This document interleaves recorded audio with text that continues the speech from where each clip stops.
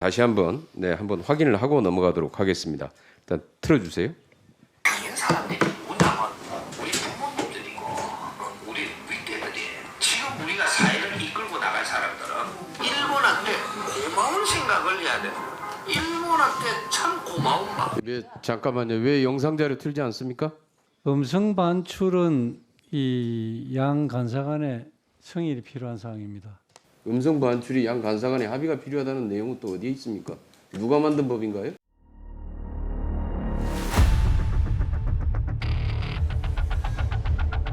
지금 언론에서도 많이 욕을 먹고 있는 게 대한민국의 미래 R&D 예산을 싹둑 잘랐는데 올해보다 좀 심하게 말해서 17%가 깎였어요. 우리나라가 R&D 예산이 깎인 적은 없습니다. 국가로 봤을 땐 이게 국가의 미래거든요. 거기에 되게 문제인 게 R&D 예산 중에서 상당 부분이 인건비거든요. 맞습니다. 그러니까 한국의 인재들이 엄청나게 뛰어나신 분들이 있는데 외국하고 인건 격차가 엄청 커요. 그러니까 예를 들면 한국에서 연봉이 1억 받는다면 미국 이런 데 10억 받습니다.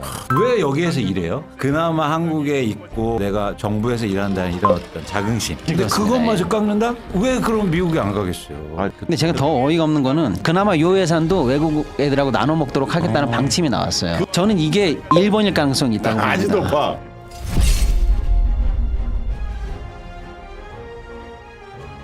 다시는 일본에게 지지 않을 것입니다.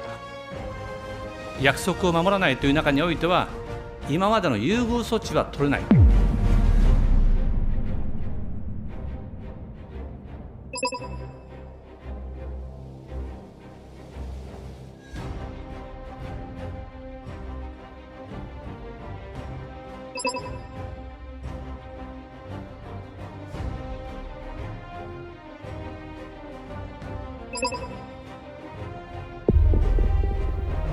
韓国に与えられていた優遇措置を撤回したことにより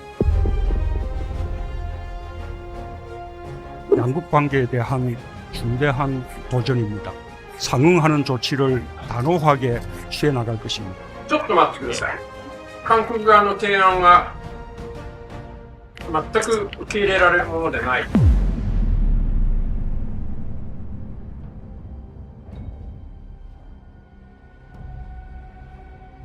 厳しさを増す国際情勢の中でしっかりと国益を守り抜いていくこと。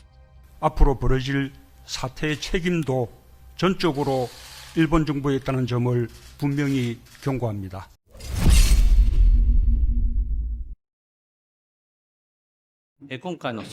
지난 3일 한국의 수출을 규제하겠다고 선포한 일본 정부. 규제 대상에 오른 건 반도체 디스플레이 생산에 꼭 필요한 3대 핵심 소재입니다. 오늘의 대한민국은 과거의 대한민국이 아닙니다. 국민의 민주 역량은 세계 최고 수준이며 경제도 비할 바 없이 성장하였습니다. 어떠한 어려움도 충분히 극복할 저력을 가지고 있습니다. 당장은 어려움이 있을 것입니다. 그러나 도전에 굴복하면 역사는 또다시 반복됩니다. 국민의 위대한 힘을 믿고 정부가 앞장서겠습니다. 도전을 이겨낸 승리의 역사를 국민과 함께 또 한 번 만들겠습니다. 우리는 할 수 있습니다. 일본 제품의 대체 상품 정보를 제공하는 노노제페는 사용자가 몰려서 사이트가 마비될 정도입니다. 강제징용 판결 이후에 그 할아버지께서 말씀하신 걸 듣고 되게 마음이 아팠었어요. 여론조사기관 리얼미터에 따르면 일본 제품 불매운동에 참여하고 있다는 응답이 절반을 넘었습니다. 지난주보다 6.6%포인트 늘어난 수치입니다. 일본이 사과할 때까지 쭉 하면은 좀 괜찮을 것 같아요. 일본이 반성할 때까지 해야 된다고 생각합니다. 이번 통해서 예전에는 보지 않았던 국내 브랜드를 더 자주 보게 될 수 있는 하나의 기회라고 생각합니다. 이번 불매운동은 SNS 등을 통해서 다양한 정보가 실시간 공유되면서 자발적으로 확산되고 있는 모습입니다. 일본이 우리보다 위에 있는 것은 경제 규모와 내수 시장이라며 남북 간 평화 경제의 중요성을 강조했습니다. 남북 간의 경제 협력으로 평화 경제가 실현된다면 우리는 단숨에 일본의 우위를 따라잡을 수 있습니다. 야당은 한일 경제전쟁 상황에서 미사일 도발을 한 북한과의 협력을 언급한 것을 강하게 비판했습니다. 일본 경제 보복은 우리 앞에 펼쳐진 현실인데 대통령의 대책은 꿈에도 못 잇는 북한 김정은과의 환상 속에 있습니다. 조국 민정수석은 동학운동, 죽창가를 SNS에 올리고 김현종 청와대 안보실 차장은 외환위기 당시 금모으기 운동을 거론하는 등 대통령뿐만 아니라 청와대 핵심 참모들도 일제히 일본에 강경 발언을 쏟아내고 있죠.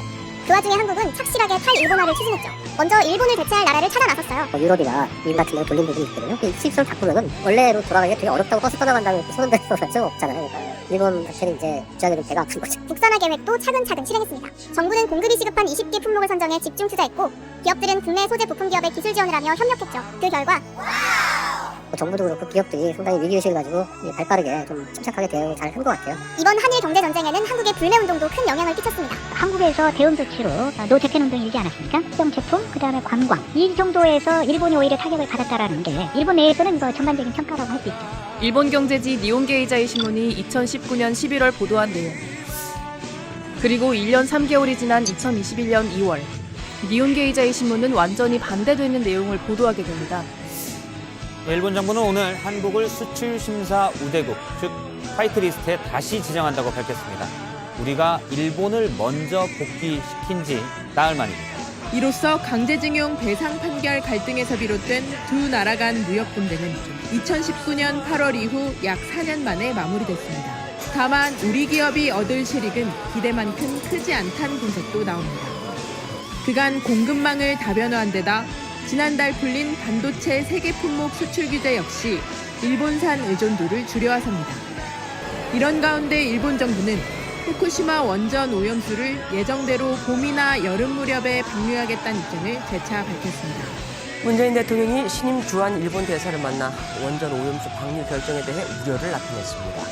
청와대 참모진에겐 일본을 국제해양법재판소에 제소하는 방안을 적극 검토하라고 지시했는데 사실 이런 것 말고는 지금 우리가 할 수 있는 게 딱히 없습니다. 중요한 건 일본의 마음이죠. 마음이 없는 사람을 다그쳐서 억지로 사과를 받아낼 때 그것이 과연 진정한가.